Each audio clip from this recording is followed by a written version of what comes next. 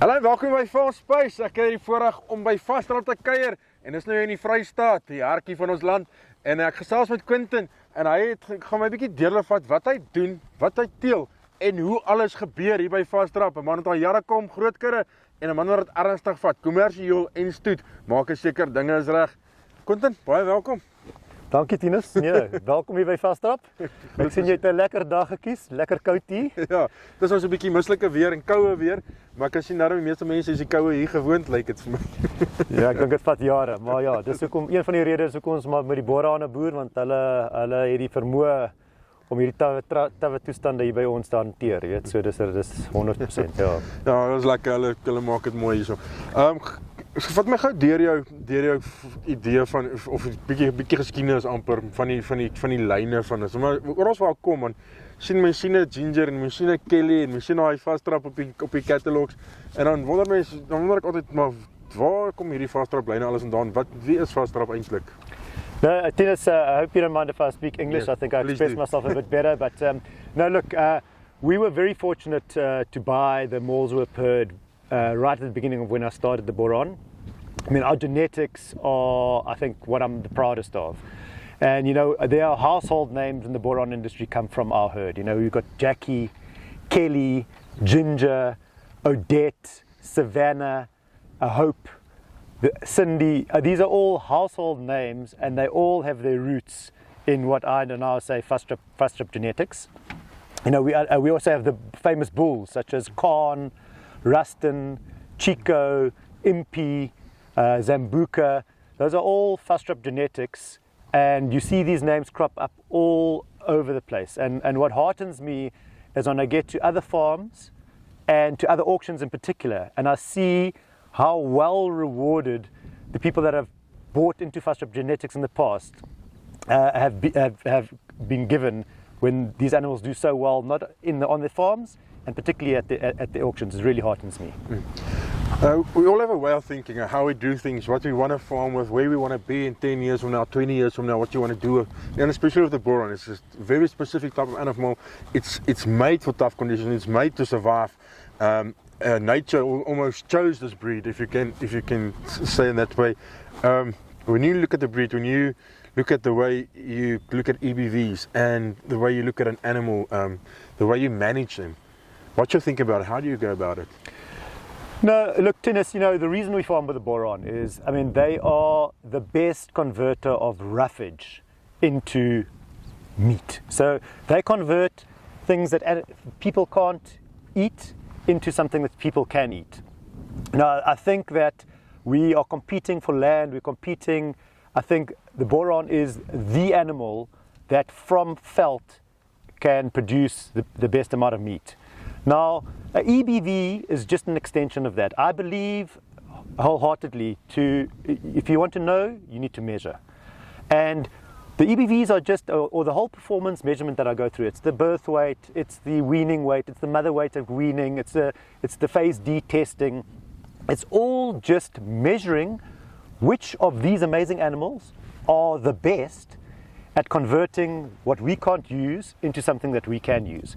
And you want to be able to identify the lines that are doing it the best, and you want to be promulgating those lines.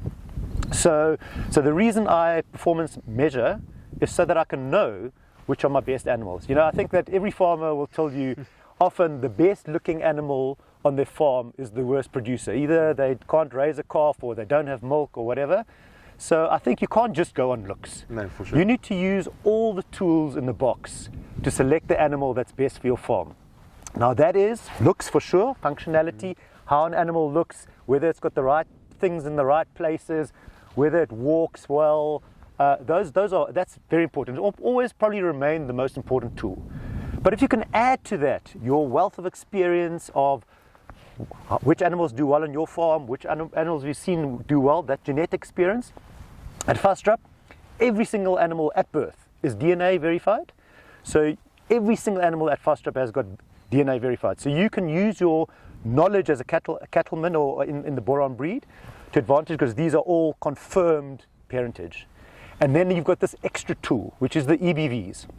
And what I just say about the EBVs is, everyone knows which is their best producer on their own farm. You can see the calf. But at Vastrap, it's transparent. Anyone can go onto the system and they can go look at the cow and see how her natural calves performed. So it is, number one, for me, to make sure that I keep on breeding with the best in my herd. And number two, it's a transparency to give confidence to the buyer that he is selecting my best animals. So I think these are just all tools, and you need to use all the tools in the toolbox to make the best selection for yourself. Can I just stay on that point for a little while, or maybe do a little sign? You say being transparent is important for you, but it's part of relationship management. And when I got you said to me, that for me is extremely important, because that trust you put in your animals, and the buyer must have as well. You want people to come back to auction, you want them to come and buy again. And that is almost part of the philosophy at Vastrap, am I right? No, Tinus, I mean, I couldn't have summed it up better. For me, just give you a bit of a history, I'm the fourth generation De Bruin on this farm. We've been farming here since 1870. Cattle is my business. I mean, the Boran, I love the Boran. I mean, I've got such passion for them. I'm in this long term. So for me, building relationships, it's what sustainability is all about. It's about, if you want to be here in 20 years' time, you can't do that if you're not building relationships. So the transparency is part of that. The making sure that people are happy with the animal that they buy, making sure that if they aren't happy with the animal buy, that you're also there to sort out issues that are there. Several things I've done in the past, the fact that my cattle perform so well at other farms shows you that I'm prepared to sell my best animals. I mean, it's only your best animals that perform the best at other farms. 100%. And I'm prepared to do that. The second thing is that in, I think, 11 years of having auctions, I've only twice not accepted an offer on an animal, and that was when an animal got. So when you make the effort to come to Vastrap and the bid falls on you, I'm prepared to sell it, because I say, this person is now getting it cheap, but they've made the effort to be at Vastrap. Next year they'll be back, and then maybe next year I'll get a better price. But this is all part of that whole relationship building, and I think you can't just be in it for yourself. It's a quid pro quo. There's got to be something in it for everyone. Yeah, so it's that price on the day. If it's a fair price, that's debatable, but that's the price on the day. But next year, he will come back and he will see what the animals did on his farm, or her farm for that matter, and they can come back and say, listen, I'm prepared to pay more for that producing animal. Dennis, you want as many of your animals in as many places as possible, so that I have faith that my animal is going to perform in whichever herd it goes to. In fact, I've been selling bulls since 2011. I've been selling about 20 or more bulls per year. That's now over 200 bulls at auctions. And all that time, I think I've had one case where the person wasn't happy with their purchase. And that just shows you that all the measures that I put in place, all the data, the performance evaluation, the stringent selection, the fact that I use other people's eyes, Q from sales, Stompie Olivier, the breed director, to help me make my choices for my auction. I think all that can fill the buyer with confidence that they're getting the best of what I consider to be one of the best herds in South Africa. So yeah, I think it's important for me that my animals do very well where they go. Yeah. Quickly, lastly, I saw in that list that you showed me earlier when I got you, those names that you spoke of earlier, the Kellys and the Jackies, those names does appear again and again and again.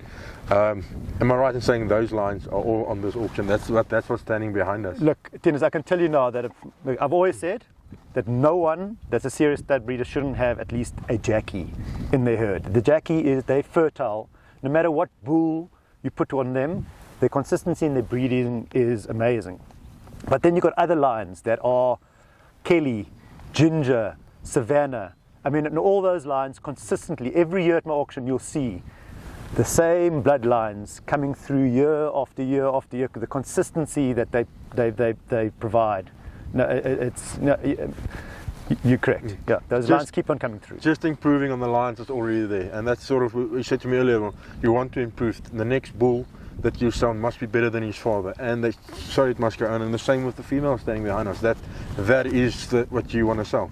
Better than a mother. No, Tina, so look, I'm not sure if we're going to go through these now or later, but you know, there are females in here that I want to show you. It breaks my heart to sell them, but they are amazing, and I do that because I want the animals to do well where they come. For other people, go to visit that farm, say, hey, this is an amazing cow. Where did you get it? You know, at Vastrap. So it's important to be willing to put some of the best animals in your herd on your auction for people to gain access to your genetics. Yeah, Quentin, thanks for your time. I'm looking forward to the auction. We're going to talk a little bit more in the next video, but I think this was very insightful, and I think everyone can have a little listen to the next video because they'll definitely learn something. No, thank you, Tinas. It was a pleasure. Okay, there have it. Quentin here at the Vastrap. Now the sun is giving us a little second here, and it's a lovely, cold, breezy morning. And make sure you watch the next video on the bulls and the farm, and find out how Vastrap does it and how they've been doing it for generations. Until next time, cheers.